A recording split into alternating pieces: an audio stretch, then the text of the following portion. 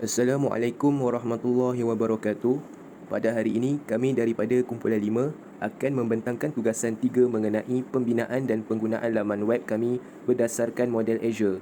Kami bertiga telah memilih laman web salah seorang daripada rakan kami iaitu Nur Iman Zulhakim bin Nur Rizal yang bertajuk Solat Jumaat Bahagian Ibadah Tahun 5. Sebagai pengenalan, model Azure ini merupakan singkatan kepada Analyze Learners iaitu analisa pelajar. Dalam model ini, ia mengambil kira elemen-elemen penting seperti pernyataan objektif, kaedah penyampaian, pemilihan dan penggunaan media, analisis pelajar dan penilaian sebelum proses pengajaran dilaksanakan.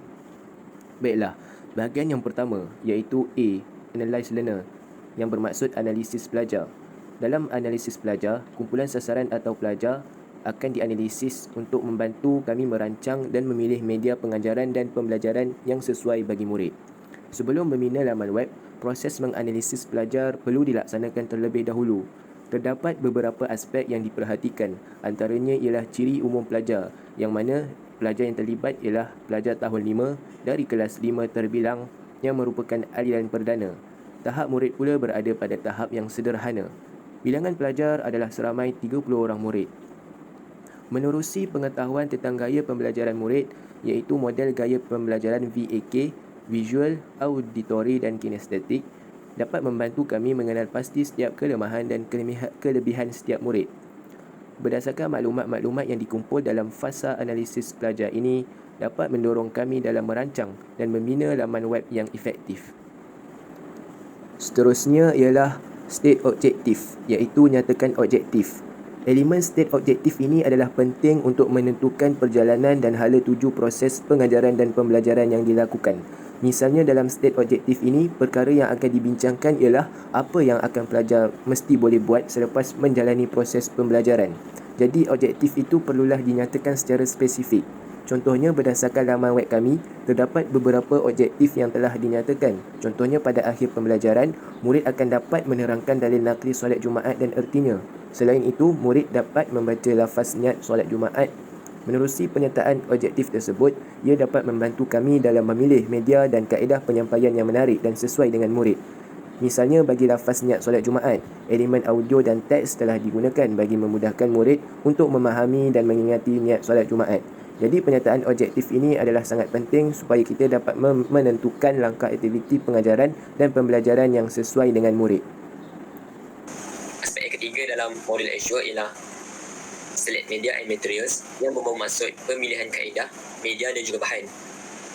Pemilihan kaedah, media dan bahan ini sangat penting dalam sesuatu pengajaran kerana penggunaan bahan ini memainkan peranan yang penting dalam menarik perhatian pelajar untuk terhadap pembelajaran yang akan disampaikan. Oleh itu, guru perlulah menyediakan media yang bersesuaian dengan objektif pengajaran. Bagi pemilihan kaedah, kami memilih kaedah berpusatkan bahan yang mana para pelajar dapat menggunakan web kami ini walaupun ketiadaan guru dan juga rakan-rakan lain. Maksudnya mereka boleh belajar sendiri sebab mereka belajar dengan berpusatkan bahan saja. Kemudian, kaedah penerokaan yang mana murid mempelajari isi pembelajaran dengan meneroka sendiri terhadap isi kandungan yang ada dalam laman web kami. Kemudian, kaedah latih kubi yang mana pada akhir laman web ini kami ada sertakan kuis untuk murid menguji kefahaman mereka terhadap topik yang telah disampaikan dalam laman web kami ini. Kemudian bagi pemilihan media, kami ada sertakan elemen media teks, elemen media gambar, elemen media audio, elemen video, elemen video animasi dan juga elemen flipbook. Kami memilih pemilihan media yang berbeza-beza kerana apabila ada pelbagai jenis media ni, murid-murid akan dapat terus fokus dan juga tertarik untuk mengikuti apa yang kami sampaikan dalam laman web kami ini.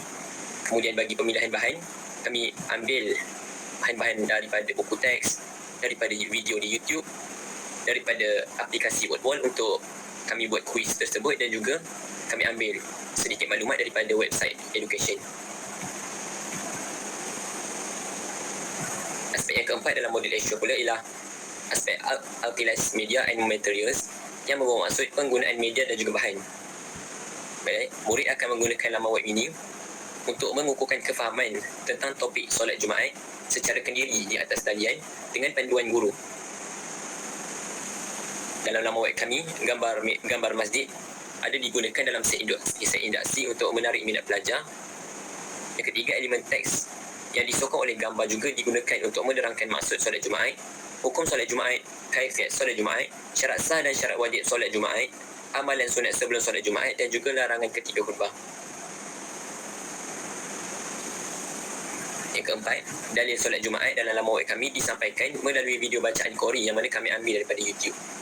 Kemudian yang kelima, dalam laman web kami niat solat Jumaat disampaikan melalui rakaman audio daripada bacaan niat oleh kami sendiri. Dan yang terakhir, pada bahagian terakhir laman web kami terdapat kuis tentang solat Jumaat untuk menguji kefahaman murid-murid terhadap topik solat Jumaat. Yang kelima adalah require learner respond ataupun participant. Sesuatu pembelajaran yang melibatkan pelajar beraktiviti atau berfikir secara aktif akan menghasilkan perubahan tingkah laku yang kekal. Pengalaman rasa berjaya pelajar akan dapat mengekalkan motivasi pelajar terhadap aktiviti pembelajaran. Oleh itu, guru hendaklah memberikan maklum balas sebaik sahaja pelajar menunjukkan kejayaan.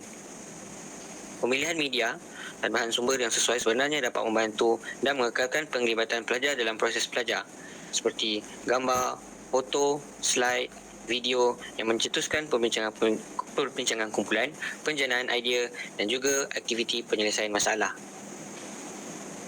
Terdapat 6 langkah dalam require learner respond ataupun participant, iaitu yang pertama, set induksi, iaitu murid-murid akan melihat dan meneliti gambar masjid pada muka pertama laman tersebut. Pada langkah 1, murid-murid akan meneliti isi pembelajaran solat Jumaat melalui teks dan grafik. Kemudian, di langkah yang kedua, murid-murid akan mendengar bacaan surah Al-Jumu'ah ayat 9 melalui video. Langkah yang ketiga, murid-murid akan mendengar lafaz niat solat Jumaat melalui rakaman audio. Langkah yang keempat, murid-murid akan melaksanakan pengukuhan dengan menonton animasi dan melihat grafik melalui flipbook. Dan pada penutup, murid-murid akan melaksanakan pengukuhan melalui kuis di word wall. Kemudian yang keenam, iaitu evaluate and revise materials. Langkah akhir dalam model ASHO ini ialah penilaian dan menyimak semula perancangan. Penilaian seringkali dianggap sebagai menilai pencapaian pelajar semata-mata melalui bahan lembaran kerja ataupun ujian. Langkah ini menyentuh pada dua aspek penilaian, iaitu penilaian pembelajaran dan penilaian pengajaran. Penilaian seharusnya dibuat sepanjang proses pengajaran dan pembelajaran untuk memastikan pemilihan objektif, media dan bahan sumber sesuai dengan keupayaan pelajar.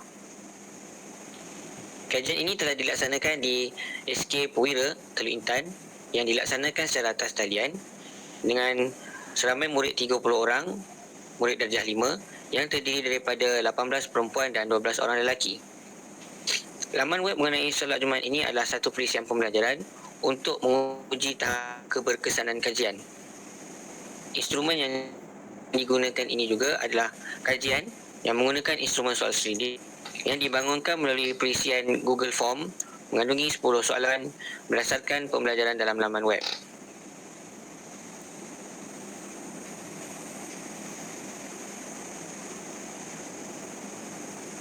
Berikut merupakan soalan yang digunakan untuk menilai murid-murid melalui Google Form yang dibangunkan.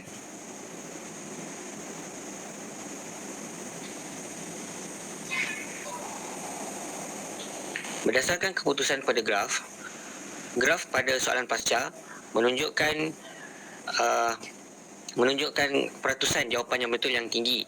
Hal ini menunjukkan keberkesanan laman web yang digunakan kepada murid-murid.